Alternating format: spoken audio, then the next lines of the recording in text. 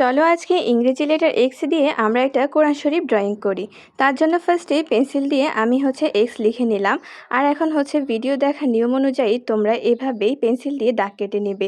প্রথমত পেন্সিল দিয়ে ড্রয়িংটা করবে, কেননা ভুল হলে সহজে মুছতে পারবে। পেন্সিল দিয়ে কোরআন শরীফের উপরের পার্টটা কমপ্লিট হয়ে গেলে আমি এখন রেলের কাজটা করব। তো ভিডিও দেখানোর নিয়ম অনুযায়ী তোমরাও এভাবেই ড্রয়িং করে নেবে। আর এখন পুরোটা কমপ্লিট হয়ে গেলে এখন আমি সাইন পেন দিয়ে বর্ডার করে নিব, যেন ড্রয়িংটা দেখতে অনেকটা উজ্জ্বল দেখায়। আর বর্ডার করা হয়ে গেলে আমি কালার পার্ট শুরু করে দিব।